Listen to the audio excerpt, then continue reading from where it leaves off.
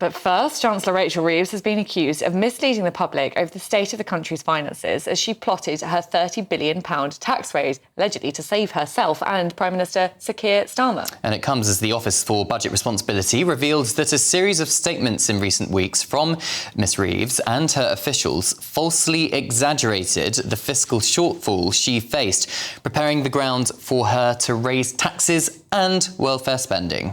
Well, joining me now is journalist and broadcaster Claire Muldoon. It does sound a little as though Rachel Reeves did deliberately mislead Parliament and the voters in order to put up taxes because she wanted to, for example, raise welfare spending. At the same time, there's this astonishing story on the front of The Times today showing that she said in her budget that she would be heralding a golden era of the hospitality industry. She said that pubs would see their taxes cut.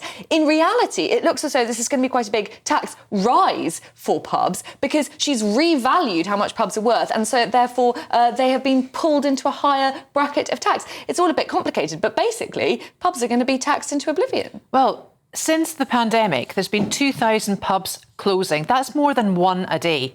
What is happening to the Great British Pub? It was great to go there, meet up with friends, you know, enjoy togetherness, have quiz nights. And pubs have changed the culture. They're becoming more accessible for children. They do have smoking areas, and they're all over the country. And I think that, and for watching sports as well, there's nothing better than going down the pub to watch it with friends, like they saw in Scotland when Scotland had that dramatic win over Denmark in the football.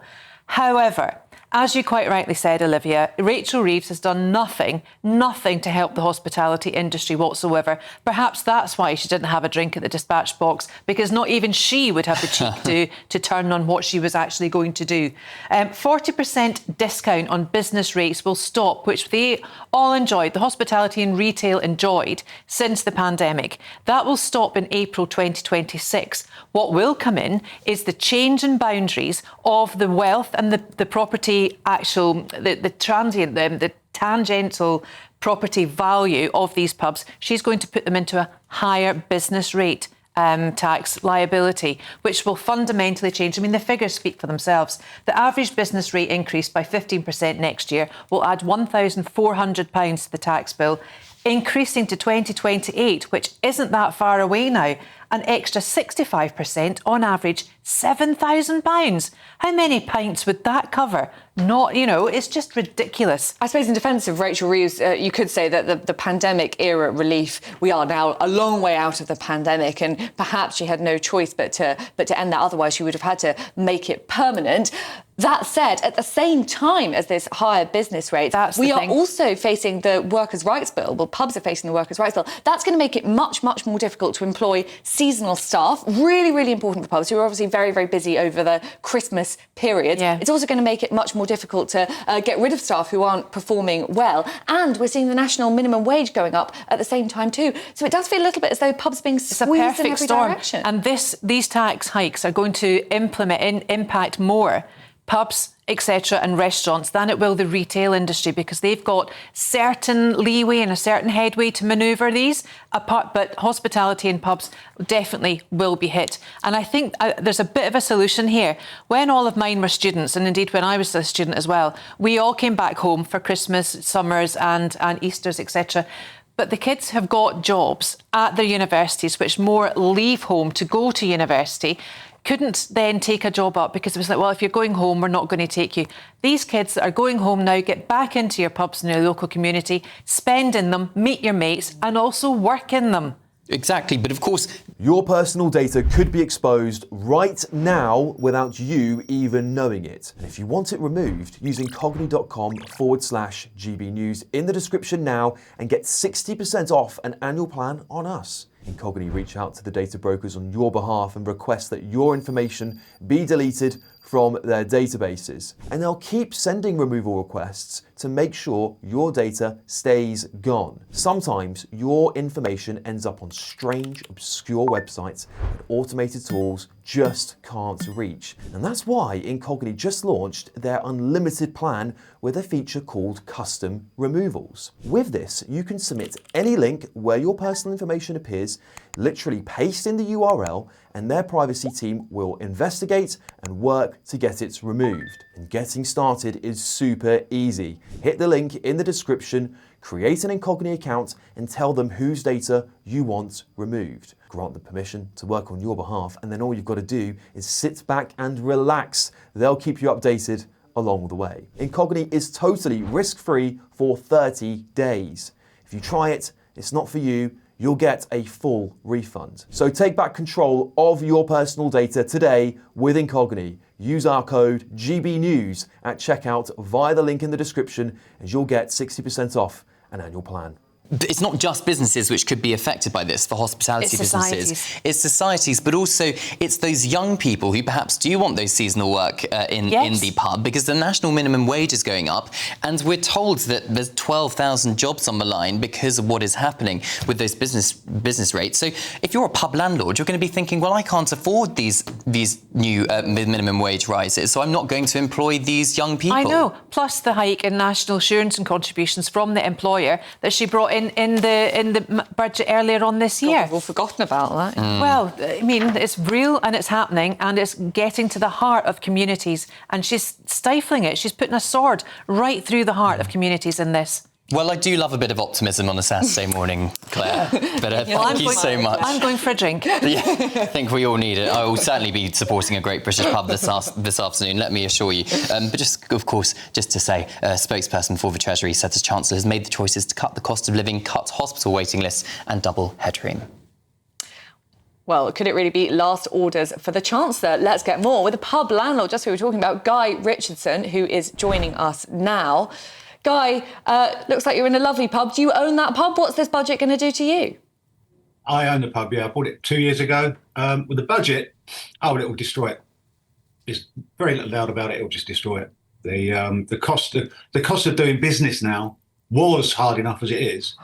But what Ms. Reeves has introduced is introducing soon it's just going to be the last nail.